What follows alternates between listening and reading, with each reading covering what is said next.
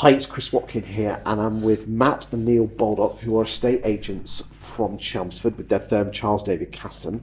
And I want to ask you, gentlemen, about your thoughts on the problems of mental health in estate agency. Talk to me.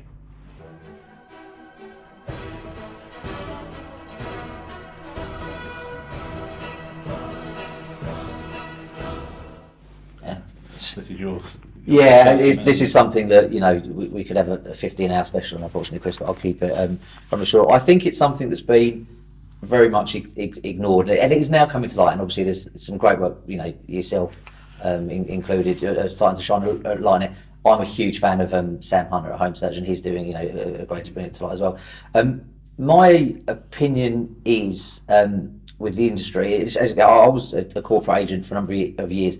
You're so target driven by people that don't understand actually at head office level they're looking at numbers, but when you're on the ground you're the one that's having the lady crying down the phone to you because she's lost her buyer, she's lost the house of her dreams, and you're not dealing with numbers. And I actually think a lot of really good agents take their clients' losses personally, and they take that home with them, and they don't have a network of support. But you're told, oh, we've got a 30% abo rate in agency. It's not a percentage. That's Mr. and Mrs. Smith that can't get their kid into school anymore. That's Mr. and Mrs. Jones that can't move to be near their parents. And I think the people on the ground actually have to take on all that emotional stress. So they're taking it in this end, and then when they're looking for support above them, they're just getting told they haven't hit the numbers. Because let's be honest, most negotiators and valuers on their personality type tend to be more people than process people, and they tend to be more outgoing, so they want everyone to love them, and their biggest fear is rejection. So they often take all this emotion and kind of suck it all up, and they take it personally, don't they? They do. Why are you so interested in this?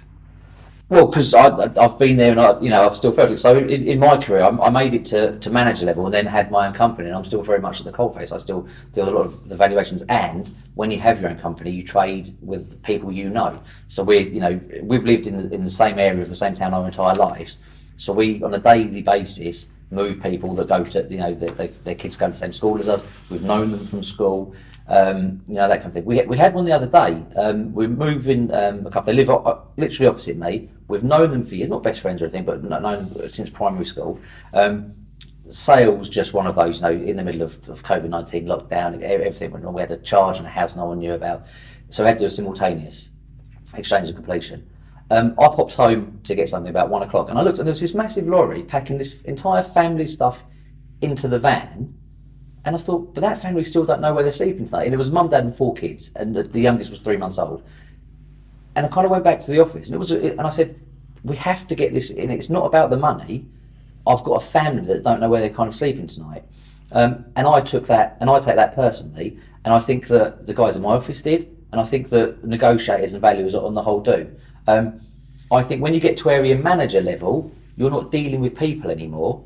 And I'm, without generalising too much and saying that they don't care, because all you're doing is looking at spreadsheets, you don't actually take on, so you're saying, listen, you haven't hit your numbers, so the person's getting it, as I say, they're worrying about not hitting their numbers, and they're worrying about the people's lives that they're involved in. Because I actually believe estate agency is about people, not properties. I've always said, if you're interested in houses, become an architect. This is about moving people, and the best agents are the ones that actually take good care of their customers. What do you think is a good way to enable agents to, if they're taking all this emotion on their shoulders, to get rid of it? I'm asking you as human beings. Yeah, well, they need people to talk to, essentially. For me, as you know, my background's estate agency, but I also was out of the industry for a while and worked in the police.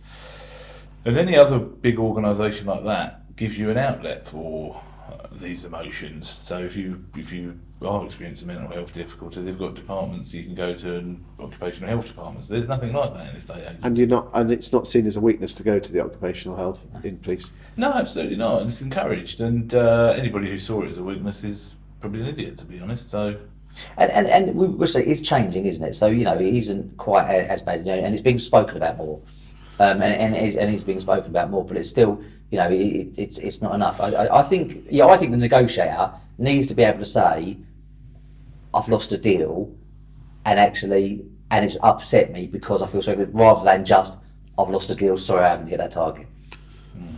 I think, it's changing, isn't it? So, we'll say it's changing, and it's being spoken about more, but it's still, it's not enough. I think the negotiator needs to be able to say, I've lost a deal, and actually, and it's upset me because I feel so good, rather than just, I've lost a deal, sorry, I haven't hit that target. Indeed. Well, the Agents Together charity, which I thoroughly recommend you become mentors or even mentees on it, I've certainly, one of their 2 pillars is mental health in the state agency.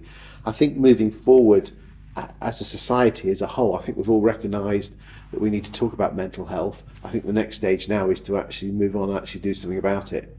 Because if you go to an awful lot of websites, they try and redirect you to say, we actually need to actually start fixing this, don't we? I think a big positive of 2020 is it's brought it to the surface and it's made it okay to talk about it. Yes. And it just now, everybody needs to take it on board. Excellent. Thank you for your time today, chaps. Cheers, Chris. Thanks, Chris.